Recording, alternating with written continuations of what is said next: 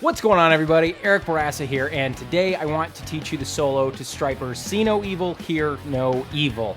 Now, in my previous lesson, I went over all the riffages, and then I did a solo playthrough. Link to that down below in the description.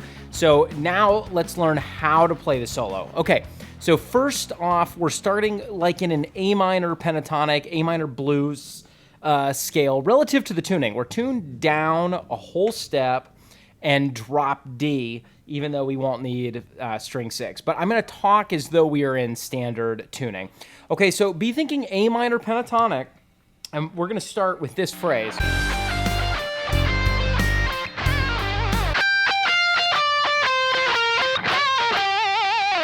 So we've got the 17th fret on the first string down to 15, and then 17, 15, 13 on the second string with the dot, dot, dot, dot, dot, dot, kind of a horse gallop kind of rhythm. And then we're going to do a little quick bend on 15 up a whole step, up and back, and then pull off to 13. Resolving to 14 on the third string and use some vibrato there. Oh, by the way, I didn't tab this out because it would have taken me forever. So I apologize for that, but hopefully this makes sense, seeing what I'm doing here and then seeing the close-up. Okay, so all together. So that's just your A minor pentatonic scale. Up there, kind of in that summer home box at the 12th fret. Box 4, that's what Greg Howe taught me is, we call it the summer home, right? So we're kind of extending up from there. Okay, so then next, we're in our box 1 extension. I don't know why I played string 6, because it's tuned down another whole step, so it didn't sound right. Anyway.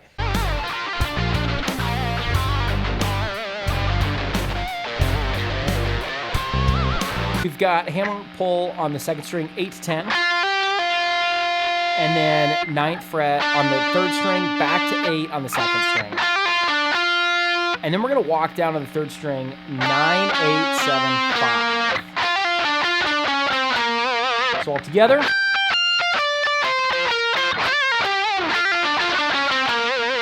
And then we're in box 1 of the A minor pentatonic scale, and we're going to add this blue note here.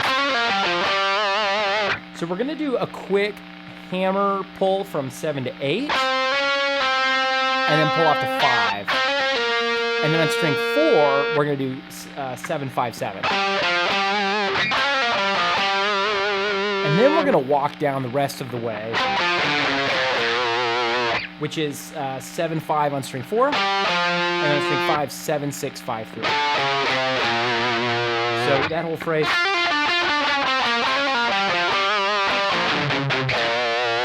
And then we're gonna use some pinch harmonics. We're gonna pull 5 to 6, and then pull off to 3.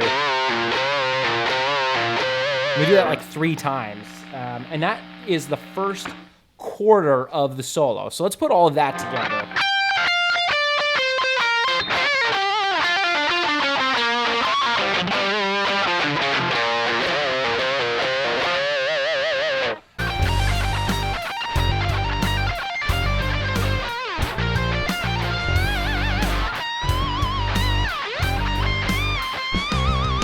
Okay, cool. So the next part of the solo, I think, is the hardest because you got to get the timing right, and it's the sextuplets. So that pattern there, we're in box 1 up at the 17th and 20th frets on the first string. And you're going to do a pull-off from 20 to 17, and then 20 on the second string, back to 17 on the first string, and then pluck 20, 17 on the first string. So that's your 6-note pattern. 1, 1, a lit, 2, a lit. Okay, and you're gonna do that 3 times. And either the third or the fourth time, whatever the last time is, you're gonna end, instead of playing 2017 on the first string, it's gonna be on the second string. So we got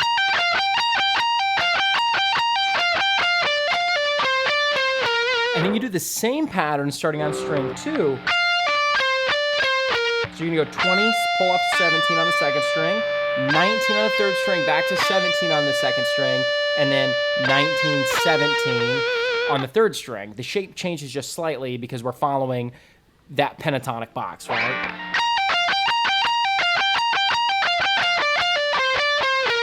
And then back to 19, 17 again. And you're gonna pull on that 17 just a little bit and then kill it. And then we're gonna walk up the A minor pentatonic scale starting from A, the 19th fret on the 4th string. So we got that little run there.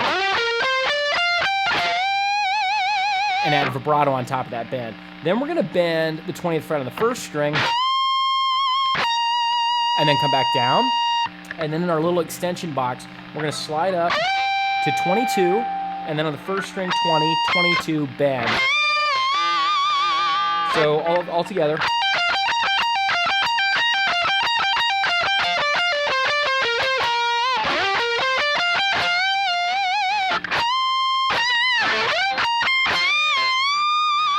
Okay, let me know if that doesn't make sense in the comments below, since we don't have the tab to follow along. But that is now the first half of the solo. So all of that was in A minor pentatonic, sometime adding the blue note. Okay, so if you know your A minor pentatonic scale up and down the fretboard, and you know where to add that blue note, that's going to be no problem for you. If you need help finding that, call me. I'll help you with it. All right, so now the second half of this is in D Phrygian dominant.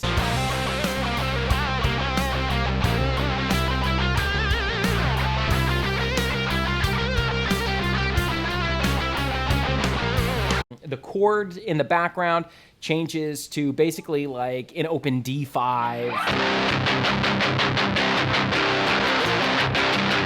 Something along those lines, right? And so you can basically play anything over top. That gives you a lot of freedom. So they're using D Phrygian dominant, which is basically the 5th mode of the harmonic minor scale. Yeah, so this would be the equivalent of G harmonic minor, okay? So we've got D, E flat, F sharp, G, A, B flat, C, and D.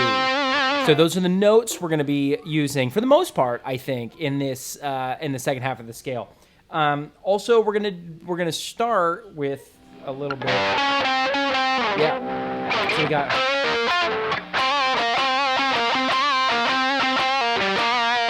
Okay, so I'm not remembering that part exactly right. It's those notes. You'll have to listen to the solo for this.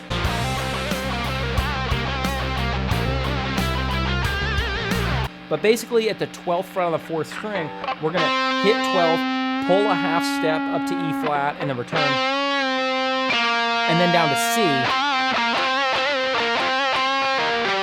And then sometimes you'll resolve to that A on the 12th fret of the 5th string. Okay, so again, I'll play the clip of the solo of my playthrough there so you can see exactly what that is, because I'm kind of forgetting off the top of my head. But then we're in the second part of that. We're doing more of that, and then we finish the phrase with that, right? So F sharp at the 11th fret on the 3rd string, down to 12 on the 4th string, back to 11 on the 3rd string, 12, 14. Now they're actually using the whammy bar there to get kind of a flutter effect, but I don't have the Parker Nightfly set for floating right now, so I just went real wild with my pinky vibrato. Okay, so you could do that either way. And then we're going to play this little pattern. F sharp, G, A, C. Of course, we're tuned down a whole step, but we're talking like we're in standard. So F sharp on the 11th fret of the 3rd string to 12, and then on the 2nd string, 10 to 13. And then you're gonna kind of just walk down. I sort of made this up, but it's pretty close. I didn't get it exactly right, but something like. So you can sort of just walk down that scale, and then every now and then go back up a note. So I'm doing those little trills a lot.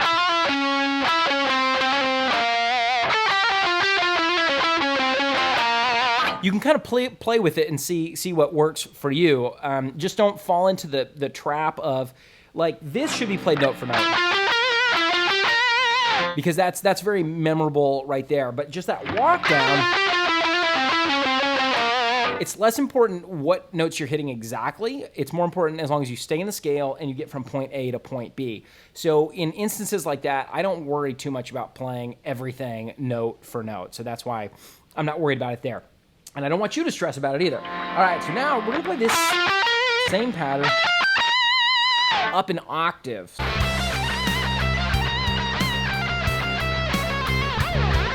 So that's going to be at 1920 on the second string, 1720 on the first string. And we're going to bend up that 20 a whole step and release. And then we're going to kind of descend the scale on the second string. You can kind of play like 19, 20, and 15, 16. And there's a quick slide up towards the end of that.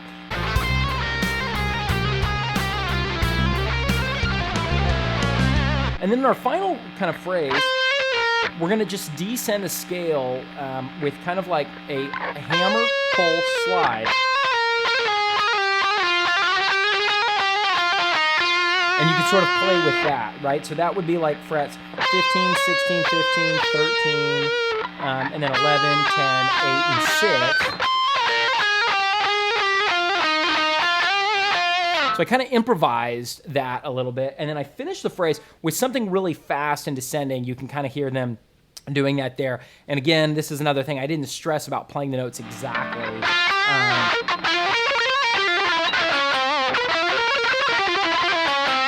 I just kind of go for it, mostly using, like, on the first string, 11, 10, 8, and on the second string, 10, 8, 7, and on the third string, 8, 7. A lot of times I like to use this pattern, that 6-note pattern, high, low, mid, high, mid, low, 10, 8, or 11, 8, 10, 11, 10, 8. Oops. Or you could start from that second string.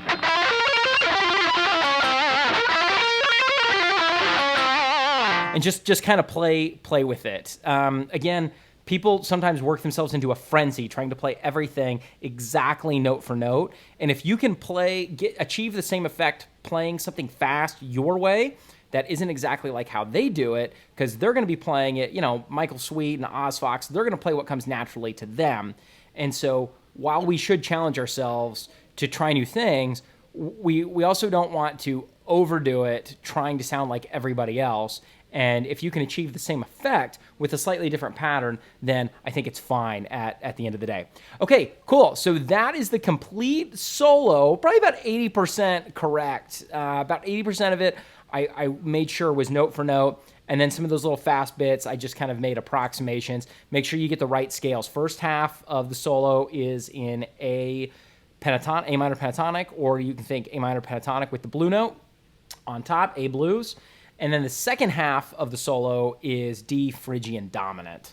And that should hopefully give you kind of a good ballpark for everything. So that's See No Evil, Hear No Evil by Stryper. Let me know what you think. I don't know if you dig my Stryper videos. I like just making cool guitar videos. I've been doing some Satriani, some Neil Schon, Journey, and Stryper. And then, of course, sometimes I do like some punk rock and some rock and roll stuff. So it's a good time. I have fun. Let me know what you'd like to see next. Don't forget to like and subscribe. Hit the notification icon. You can make it personalized, or if you only want to see the Stryper videos, or if you want to see all of them. I don't know. Okay, cool. See you guys next time.